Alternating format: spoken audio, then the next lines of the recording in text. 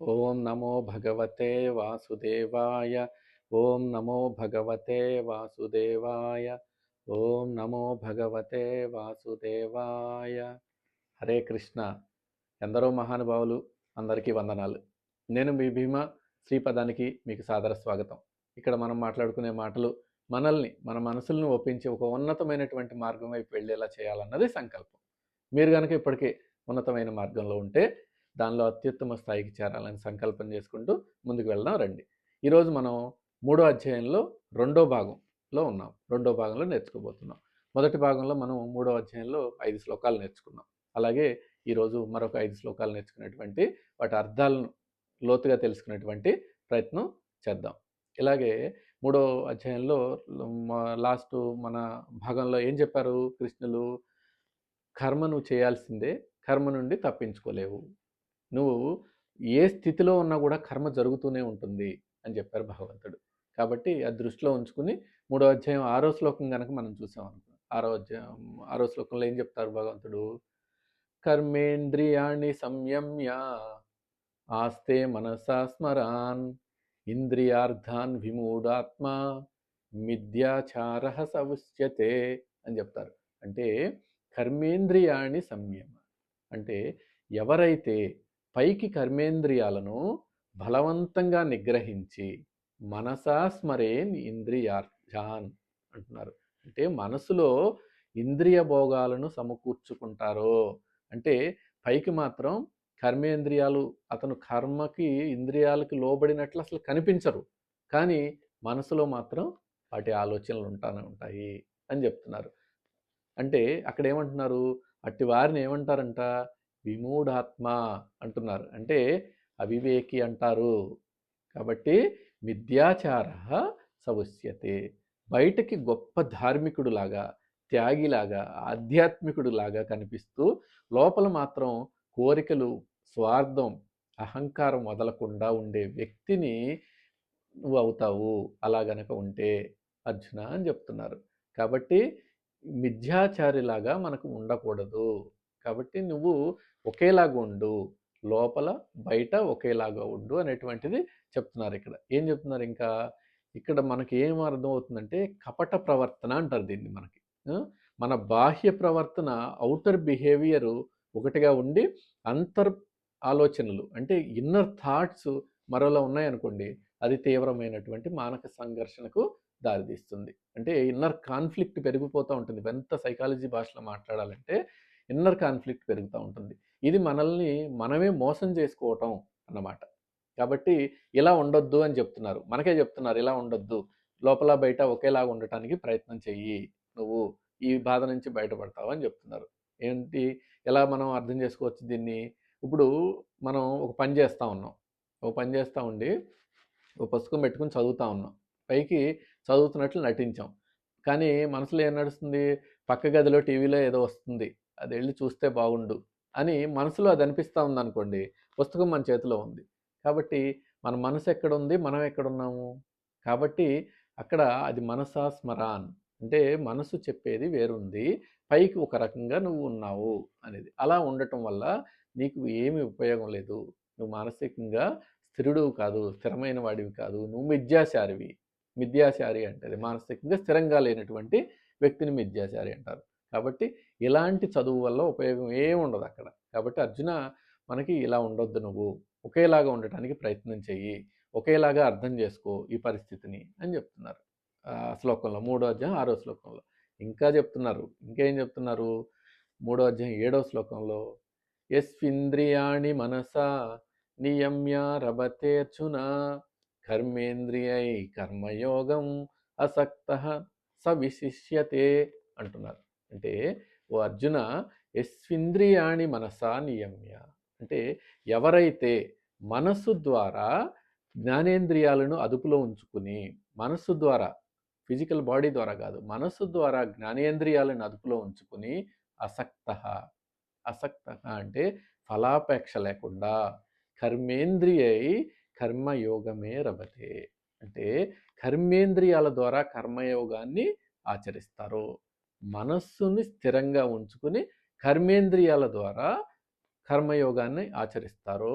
సవిశిష్యతే, వారే విశిష్టులు అని చెప్తున్నారు. అంటే మనల్ని ఎలా పనిచేయమంటున్నారు? మనసులో నువ్వు ఏది ఆలోచిస్తావో చేసేటువంటి పనిలో అదే చెయ్యి. మనసులో ఒకటి, చేసే పనిలో ఒకటి చేయొద్దు. ఇలా చేయటం వల్ల ఉపయోగం ఉండదు. కాబట్టి నువ్వు సవిశిష్యతే అంటే నువ్వు శ్రేష్ఠుడు అవుతావా? లేదంటే ఇందాక చెప్పినట్టు మిథ్యాచారి అవుతావా? అని చెప్పి ప్రశ్నిస్తూ ఉన్నారు. కాబట్టి మనం మిథ్యాచారులు అవుదామా? శ్రేష్ఠులు అవుదామా? అనేది మనం ఈ శ్లోకం అర్థం కనుక అయితే మనం నిర్ణయం తీసుకోవచ్చు. కాబట్టి ఇది ఒక ఐడియల్ స్టేట్ అర్జునుడికి. అంటే అంతర్గతంగా వైరాగ్యం, బహిర్గతంగా చురుకుదనం ఇట్లా 2 ఉన్నటువంటి స్థితి. అంటే ఏంటంటే మనలో కూడా చెడు కోరికలు అదుపులో ఉంటాయనుకోండి.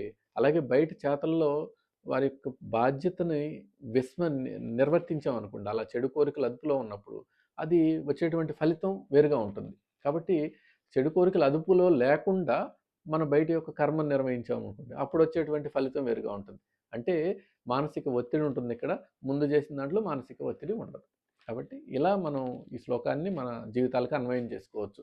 కాబట్టి ఒక ఎగ్జాంపుల్ చెప్పామనుకోండి, డాక్టర్ యొక్క ఎగ్జాంపుల్ కరెక్ట్‌గా సూట్ అవుతుంది దీనికి. ఎందుకంటే మనకి అంతర్గత వైరాగ్యం ఏంటంటే జ్ఞానం ద్వారా డాక్టరు ఏం చేస్తారు?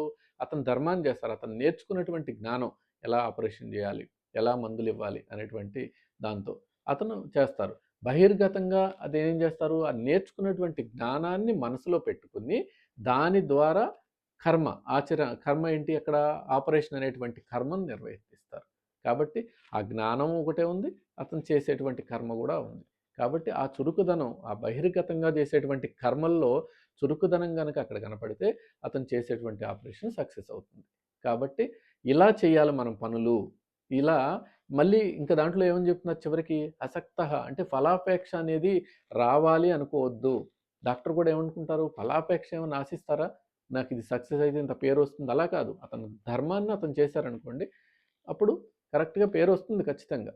కాబట్టి ఫలాపేక్ష లేకుండా ఇలా చెయ్యి నువ్వు అని చెప్తున్నారు. మనల్ని చెప్తున్నారు ఇలా చేయమని. మనసులో ఆలోచించేదే చేతల్లో కూడా చెయ్యి అని చెప్పేసి. అర్థమైంది కదా ఈ శ్లోకం? అలా ఈ శ్లోకం అర్థమైతే తర్వాత మూడో అధ్యాయం 8వ శ్లోకం చూద్దాం. 8వ శ్లోకం కూడా ఇదొక సలహా.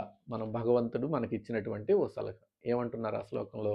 నియతం కురు కర్మత్వం కర్మ జ్యాయో హ్యకర్మణ శరీరయత్రాపి చ తేన ప్రసిద్ధ్యేత కర్మణ అంటున్నారు. అంటే నియతం కురు కర్మత్వం. కాబట్టి అర్జున నువ్వు నీకు విధింపబడినటువంటి కర్తవ్యాన్ని చెయ్యి. నీకు ఏదైతే కర్తవ్యం విధింపబడిందో అది చెయ్యి. ఎందుకు చేయమంటున్నారు? కర్మజ్యాయో యా కర్మణ అంటే పని చేయకుండా ఉండటం కంటే పని చేయటం మేలు.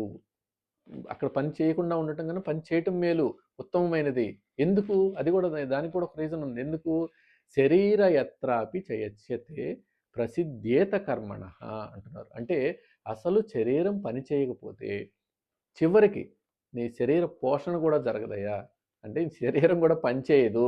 కాబట్టి ఖచ్చితంగా నువ్వు కర్మ చేయాల్సిందే అని చెప్తున్నారు. ఇది వాస్తవమే కదా! మనం కదలకుండా ఒక చోట కూర్చున్నాం అనుకోండి, మన శరీరం కొన్ని రోజులు పని చేస్తుందా? పని చేయదు కదా! కాబట్టి చివరికి ఇది పని కూడా చేయకుండా పోతుంది ఆ శరీరం ఉన్నది. కాబట్టి లేచి కర్మ చెయ్యి, లేచి పని చెయ్యి అని చెప్తున్నారు. మనకి ప్రాక్టికల్‌గా ఆలోచించాం అనుకోండి, ఎలా ఉపయోగపడుతుంది ఇది? కనీస అవసరాలు, మన కనీస అవసరాలు ఏవైతే ఉన్నాయో, ఏంటి కనీస అవసరాలు మనవి? ఆహారం, నిద్ర, ఆహారం, ఇల్లు, నివాసం ఇవన్నీ మనం ఏర్పరచుకుంటాం కదా! కూడు, గుడ్డ, నీడ అంటారు కదా! సో, వీటి కోసం పని చేసి తీరాలి కదా మనం. ఆ పని చేసి చేయకుండా అవి ఖాళీగుండా కూడా వచ్చినాయి అనుకోండి, అవి మానసిక ఆరోగ్యానికి మంచిది కాదు. ఖాళీగా ఉండి చేస్తే. కాబట్టి కష్టపడి వాటిని సంపాదించాలా, అందుకని నువ్వు కర్మ చేయాల్సిందే. కాబట్టి మనకు శ్లోకం కూడా ఉంటుంది. ఏముంటుంది? ఎన్ ideal brain is the devils workshop అంటారు. కాబట్టి బ్రెయిన్ ఎప్పుడు కూడా ఐడియల్‌గా ఉండకూడదు. ఆలోచింది కర్మ ద్వారా చేయాలి. వచ్చిన ఆలోచనలన్నీ కర్మ ద్వారా చేయాలి అని చెప్తున్నారు. కాబట్టి దీనికి ఒక ఎగ్జాంపుల్ చెప్పమంటారా? ఎలా ఉంటుందంటే ఒక యువకుడికి జాబ్ రాలేదు. మంచిగా చదువుకున్నాడు. ఉద్యోగం రాలేదు. చాలా నిరాశతో నెలల తరబడి ఇంట్లో ఖాళీగా ఉన్నాడనుకోండి. తర్వాత ఏమవుతుంది? అతనిలో ఆత్మవిశ్వాసం తగ్గిపోతుంది. ఆత్మవిశ్వాసం తగ్గిపోయి పిచ్చి పిచ్చి ఆలోచనలు రావటం మొదలుపెడతాయి. కాబట్టి దానికి బదులు ఏం చేయొచ్చు అతను? అతను ఉద్యోగం వచ్చే సమయం వరకు కనీసం ఇంటి దగ్గర కొంతమంది పిల్లలకి ట్యూషన్లు చెప్పొచ్చు. అతని గ్రేడ్ ఏదైతే చదువుకున్నాడో ఆ జ్ఞానం ద్వారా ట్యూషన్లు చెప్పొచ్చు. అలా మొదలుపెడితే ఏమైందంటే చేతికి కొంత పనొస్తుంది. ఆ పనే కాదు, అక్కడ ద్రవ్యం కూడా వస్తుంది. కాబట్టి అప్పుడు మైండ్ కూడా చాలా యాక్టివ్‌గా ఉంటుంది. కాబట్టి సోమరితనం కంటే ఏదో ఒక పని చేయటం ఎప్పుడూ ఉత్తమం అని చెప్పి ఇక్కడ మనకు భగవంతుడు చెప్తున్నారు. కాబట్టి ఏ పని చేయకుండా ఉంటాను అని కాదు. ఏదో ఒక పని చేయాలి. పని చేయటం అంటే కదలకుండా కూర్చొని ఏదో టీవీ చూడటమో, కదలకుండా చూసుకుని ఫోన్ చూసుకోవడం ఇలాంటివి కాదు. కర్మ, వ్యాయామం లాంటివి, చేతులు లాంటివి, చేతులు, కాళ్ళు, కర్మేంద్రియాలతో చేసేటువంటి పనులు మనం చేయాలి అని చెప్తున్నారు ఈ శ్లోకం ద్వారా. కాబట్టి ఈ శ్లోకం అర్థమైంది అనుకుంటున్నాను మీకు. అలాగే తర్వాత శ్లోకం చూసాం అనుకోండి, 3వ అధ్యాయం 9వ శ్లోకం. దీంట్లో కూడా కర్మ యొక్క పవిత్రత ఎలా ఉంటుంది అనేటువంటిది మనకు భగవంతుడు చెప్తారు. ఏం చెప్తున్నారు? ఇది చాలా ఇంపార్టెంట్ శ్లోకం. మీరు ఈ శ్లోకాన్ని గుర్తుపెట్టుకునేటువంటి ప్రయత్నం కూడా చేయాలి. ఏంటంటున్నారు ఈ శ్లోకం ద్వారా? యజ్ఞాత్ కర్మణ్యోన్యత్ర లోకోయం కర్మ బంధన తదర్మం కర్మ కౌంతేయ ముక్త సంగ సమాచర అని చెప్తున్నారు. ఎంత ఇంపార్టెంట్ శ్లోకం అంటే ఇది. యజ్ఞార్థో కర్మణ్యోన్యత్ర అంటే యజ్ఞం కొరకు, అంటే నువ్వు దైవ ప్రీతి కొరకు త్యాగబుద్ధితో దైవ ప్రీతి కొరకు కర్మలు చెయ్యి, తప్పులేదు. అలాంటి నువ్వు చేసేటువంటి కర్మలు దైవ ప్రీతి కొరకు చెయ్యి, త్యాగబుద్ధితో చెయ్యి, అప్పుడు ఎటువంటి తప్పు ఉండదు. కానీ లోకోయం కర్మ బంధన అంటున్నారు. అంటే మిగిలిన కర్మలన్నీ ఈ లోకాన్నిలో నిన్ను బంధిస్తాయి అర్జున అని చెప్తున్నారు.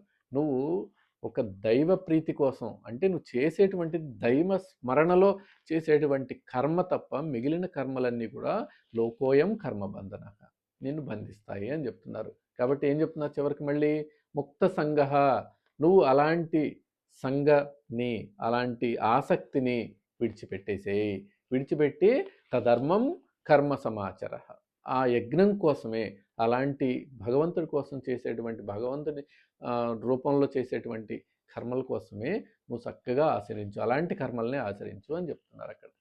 అలాంటి కర్మలు ఆచరించడం వల్ల మనకి ఎన్నో ఉపయోగాలు, మనకి సద్గతులు లభిస్తాయని చెప్తున్నారు అక్కడ. కాబట్టి ఇక్కడ భగవంతుడు యజ్ఞం అనేటువంటిది మాట్లాడారంటే, యజ్ఞం అంటే హోమాలు ఇవి కాదు. యజ్ఞం అంటే ఏంటంటే నిస్వార్థమైనటువంటి సేవ, త్యాగం, ఇలాంటివి చేయాలి. మనం చేసే పని నా కోసం, నా స్వార్థం కోసం అనుకుంటే అది మనల్ని బంధిస్తుంది. కాబట్టి అర్జున అలా చేయకు. నువ్వు సెల్ఫ్ సెంటర్డ్ అంటారు చాలామంది. నేను సెల్ఫ్ సెంటర్డ్ అలా మాట్లాడతారు కదా, అది తప్పు. అలా ఉండొద్దు. కాబట్టి ఇది పనిని దేవుడి పని అనుకుని చెయ్యి, భగవంతుడి పని అనుకుని చెయ్యి, నలుగురికి ఉపయోగపడేటువంటి పని అనుకుని చెయ్యి. అదే ఉన్నతమైన భావనతో చేస్తే ఆ పని పవిత్రమవుతుంది. మనసుపై బరువు ఉండదు నీకు. ఆ కర్మ వల్ల నీకు బంధనం ఉండదు. ముందు ఆ కర్మ వల్ల వచ్చేటువంటి బంధనం ఏమీ ఉండదు అని చెప్తున్నారు. అంటే మనం ఇంట్లో చూసాం అనుకోండి, ఇంట్లో చూస్తే ఎలా ఉంటుంది? మన అమ్మ అందరికీ వంట చేస్తుంది. వంట చేసేటప్పుడు వీళ్ళంతా తిని కూర్చుంటున్నారు, నేను ఒక్కదాన్నే చేస్తున్నాను అనే భావంతో చేస్తుందా? అనే భావంతో కనుక చేస్తున్నట్లయితే ఆమెకి అది కర్మబంధనం అవుతుంది. కాబట్టి అక్కడ నా కుటుంబానికి మంచి ఆరోగ్యం కోసం నేను వంట చేయాలి, మంచి వంట చేసి వీళ్ళందరినీ ఆరోగ్యంగా ఉంచాలి అనేటువంటి భావనతో, అంటే అది దైవభావం, ఆ భావంతో గనక ఆ సేవ గనక ఆమె చేస్తే ఆమెకి అది అమితమైనటువంటి ఆనందాన్ని ఇస్తుంది. అలాగే కర్మబంధనం కూడా కాదు. అవునా? అందుకనే మన అమ్మలు వంట చేసేటప్పుడు ఎంత ఆనందంగా ఉంటారు. కాబట్టి వాళ్ళు చేసేటువంటిది అటువంటి దైవభావంతో చేస్తారు. ఇది నా ఫ్యామిలీ కోసం, నా పిల్లల కోసం అనేటువంటి భావంతో. మనల్ని ఈ శ్లోకం ద్వారా అలా కర్మలు చేయమంటున్నారు. ఏ పనైనా, ఇప్పుడు అమ్మ చేసినట్లు కాదు, ఏ పని చేసినా అలా చేయమంటున్నారు. కాబట్టి ఈ శ్లోకం ద్వారా మనం ఇది అర్థం చేసుకోవచ్చు. అలాగే ఈ శ్లోకం అర్థమైందని భావిస్తున్నాను. అలాగే 3వ అధ్యాయంలో 10వ శ్లోకం చూద్దాం. 10వ శ్లోకం భగవంతుడు ఏం చెప్తున్నారు? అసలు సృష్టి నియమం ఎలా ఉందో చెప్తున్నారు ఈ శ్లోకంలో. ఈ కర్మ విషయంలో సృష్టి నియమం ఎలా ఉందనేది మాట్లాడుతున్నారు. ఏమంటున్నారు? సహయజ్ఞ ప్రజా సృష్ట్యా పురోవాచ ప్రజస్పతి అనేన ప్రసవిధ్యత్వం ఏషవోస్తిస్తి కామదుక్ అంటున్నారు. అంటే సహయజ్ఞ ప్రజాహ సృష్ట్యా, అంటే సృష్టి ఆరంభంలోనే ప్రజాపతి అనే మాట వాడారు అక్కడ. అంటే బ్రహ్మదేవుడు సృష్టి ఆరంభంలోనే యజ్ఞంతో కూడినటువంటి ప్రజలను సృష్టించి పురోవాచ ప్రజాపతి, ఆయన వారితో ఇలా అన్నారు. బ్రహ్మదేవుడు వీళ్ళందరిని, మన అందరిని సృష్టించి వారితో ఇలా అంటున్నారు. ఏమంటున్నారు? అనేన ప్రసవిత్వం, అంటున్నారు. అంటే మీరు ఈ యజ్ఞం ద్వారా వృద్ధి చెందండి అని చెప్పి మాట్లాడుతున్నారు అని బ్రహ్మదేవుడు మనందరికీ చెప్తున్నారు. ఏ యజ్ఞం ద్వారా? ఈ మంచి కర్మలు చేసేటువంటి యజ్ఞం ద్వారా. ఏషవో తిష్ట కామదుక్కు, అంటే ఈ యజ్ఞమే మీకు కోరుకున్న కోరికలను ఇచ్చే కామదుక్కు, అంటే కామధేనువు అవుతుంది అని చెప్తున్నారు అక్కడ బ్రహ్మదేవుడు. కాబట్టి బ్రహ్మదేవుడు చెప్పినటువంటి ఎలా సృష్టించాడు ఈ సృష్టిని మనందరినీ అనేటువంటిది భగవంతుడు చెప్తా ఉన్నారు ఇక్కడ. కాబట్టి ఇది సృష్టికి మూల సూత్రం. కాబట్టి పరస్పర ఆధారితమై ఉండి చేయాలి అని చెప్తున్నారు. పరస్పర ఆధారితం ఇచ్చిపుచ్చుకోవటం లాంటి పని చేయాలి మనం. కాబట్టి మనిషి ఒంటరిగా బతకలేడు. కాబట్టి ప్రకృతి మీద, సమాజం మీద ఆధారపడి ఉన్నాం కాబట్టి మనందరం కూడా ఇది తిరిగి ఇవ్వటం మన బాధ్యత. కేవలం తీసుకోవటం కాదు, ప్రకృతి నుంచి తిరిగి కూడా మనం ఇవ్వాలి అనేటువంటిది మనం ఈ సృష్టి ధర్మానికి విరుద్ధంగా బ్రతికామనుకోండి, కాబట్టి అది మనకు మానసిక తృప్తిని ఇవ్వదు ఎప్పుడు కూడా. కాబట్టి ఈ సృష్టి ధర్మం ప్రకారం నువ్వు యజ్ఞం చెయ్యి, దాని ద్వారా నువ్వు కావాల్సినవన్నీ కూడా పొందు నిత్య జీవితంలో అని చెప్తున్నారు. కాబట్టి మనం ఏం చేస్తాం, ఈ ప్రకృతి నుంచి గాలి తీసుకుంటాం, నీరు తీసుకుంటాం, ఆహారం తీసుకుంటాం, ఇవన్నీ ఉచితంగా వస్తున్నాయని మనం తీసేసుకుంటున్నాం. కానీ తిరిగి మనం ఏం చేస్తున్నాం, ప్రకృతికి హాని చేస్తున్నామా మంచి చేస్తున్నామా అంటే ఏం చేస్తున్నాం అనేది మనమే ఆలోచించుకోవాలి. కాబట్టి మనం ప్రకృతికి తిరిగి మంచి చేయాలి. మొక్కల నుంచి కొన్ని పండ్లు తీసుకున్నాం, మళ్ళీ కొన్ని పండ్ల చెట్లు నాటాలి. అలా నీరు, మరికొన్ని నీరు ఉద్భవించేటువంటి పరిస్థితులు మనం కల్పించాలి. ఎలాంటి పరిస్థితులు చేయాలి, ఎలాంటి పనులు చేయాలి, ఎలా చేయటం వల్లే మనకి మంచి జరుగుతుంది, మంచి కర్మలు మనం చేయగలం అని చెప్పి ఒకరికొకరు సహాయం చేసుకోవటం వల్ల అందరూ అభివృద్ధి చెందుతారు అనేటువంటి భావం కూడా మనం ఈ శ్లోకం ద్వారా అర్థం చేసుకోవచ్చు. ఎంత ప్రాక్టికల్గా ఉన్నాయో చూసారు కదా మనకు భగవంతుడు చెప్పినటువంటివి. కాబట్టి అర్జున, నువ్వేమీ ఇక్కడ తికమక పడాల్సిన పనేం లేదు. నువ్వు చేయాల్సింది నా స్వార్థం కోసం కాకుండా సేవలాగా చెయ్యి. నువ్వు చేసేటువంటి కర్మ, ఇప్పుడు చేసేటువంటి యుద్ధం నువ్వు సేవలాగా చెయ్యి, అప్పుడు నిన్ను అది బంధించదు అని చెప్పేసి ఒక క్లియర్ పిక్చర్ ఇచ్చేశారు ఆయనకి, అర్జునుడికి. కాబట్టి ఈ యజ్ఞ చక్రం ఎలా పనిచేస్తుంది, మరి దేవతలు అనేవాళ్ళు ఉన్నారు కదా, ఆ దేవతలు మనకి ఎలా ఇస్తారు, వారిని మనం ఎలా పూజించాలి, ఇవన్నీ కూడా మనం వచ్చేటువంటి శ్లోకాల్లో తెలుసుకుందాం. ఇలా చాలా మంచి మంచి శ్లోకాల ద్వారా ఈ అధ్యాయం కూడా ఉంటుంది.